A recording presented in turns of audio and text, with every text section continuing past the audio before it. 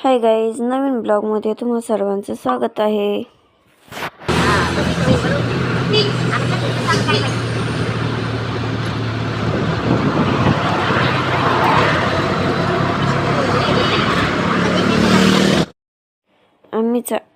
आज आम्ही चाललो आहोत आळंदी आणि देहूकरायला. तर हे वयस्कर गावाकडून आले होते, यांना आळंदी आणि देहू करायला घेऊन चाललो होतो आम्ही. तर हे बघा, आम्ही आमच्या देहूच्या ठिकाणी आलेलो होतो. तर हे बघा, देहू गाव आहे. खूप म्हणजे असं हे बरं, ठीक आहे, जाऊ द्या. आपण आलेलो आहोत या ठिकाणी. हे पहा, महाद्वार इतकं सुंदर आहे ना. आणि इथे खेळण्याचे, प्रसादाचे वगैरे दुकानं लागलेली होती, हे बघा. आणि हे वयस्कर आम्ही घेऊन चाललेलो होतो, तर हळूहळू उतरत होते. तिथून पुढे महाद्वाराच्या बाहेरच कासव आहे. हिंदवी तर कुठेही नखरेच असतात तिचे, बघा. आणि त्यानंतर आम्ही आत प्रवेश केला, तर तिथे इतकी मोठे, म्हणजे त्यांनी जी सोय करून ठेवली ती होती. आणि हिंदवीचे नखरे तर कुठेही संपतच नाहीत. तर तुकाराम महाराजांचे शिळा मंदिर, तिथे आम्ही दर्शन घेतलं. आणि यांनी वयस्कर जे दाम्पत्य होते त्यांचे फोटो काढून घेतले. ते वयस्कर दाम्पत्य म्हणजेच माझ्या आजी आहेत. त्यानंतर रमणीय म्हणजे धार्मिक पद्धतीचे मस्त वातावरण आहे, खूप छान आहे. त्यासाठीच त्यानंतर आम्ही पुढे दर्शन घेतले. नंतर आम्ही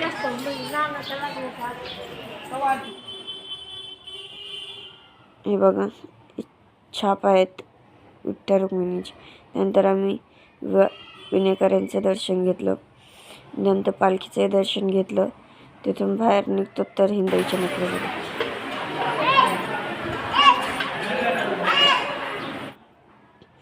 तिथून पुढे निघाल्यानंतर बघा, जाताना पण हिंदवीचे असे नखरे होते. तर त्यानंतर बाहेर आल्यानंतर आम्ही फोटो घेतले, बघा.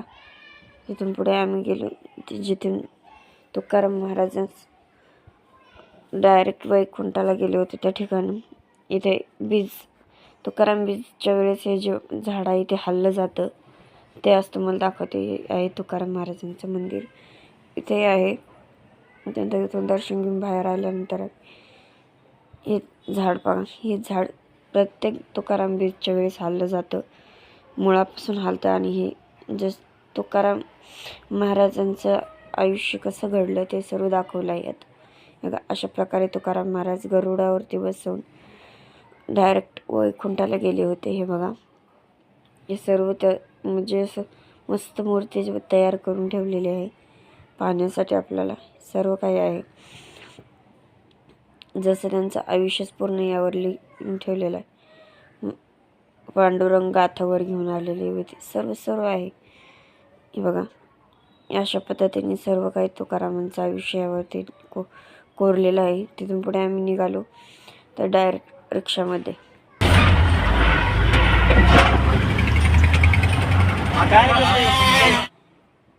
तिथून रिक्षामध्ये आम्ही गेलो गाथा मंदिरात. गाथा मंदिराच्या ठिकाणी इतकं ऊन झालं होतं आम्हाला, असं 11 साडे 11 झाले होते. त्यामुळे दाम्पत्यांनी खालूनच दर्शन घेतलं. आम्ही पाहिलेलं आहे म्हटले, वरती नाही गेलो. हां, पण ही सगळं मोकळं होतं तेव्हा. इकडे यायचे मी, आपल्या गावाकडून दुधाच्या टेंकर मी इथं उतरायचं आणि मग इथून जायचं रिक्षाने विठ्ठलवाडीला. हे माझ्या आजीने जे सांगितलं ती तिच्या तरुणपणात तिथं होती, ते काय होतं कसं होतं सांगितलं. हे बघा, आपली इंद्रायणी नदी आणि हे गाथा मंदिर. आता आम्ही चाललो आहोत भंडारा डोंगर.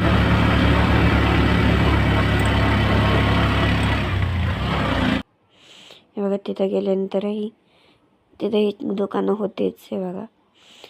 तर आम्ही तिथून पुढे गेले. पायऱ्या चढल्यानंतर वयस्कर इथं आरामासाठी थोडे बसले. त्यानंतर आम्ही दर्शन घेतले.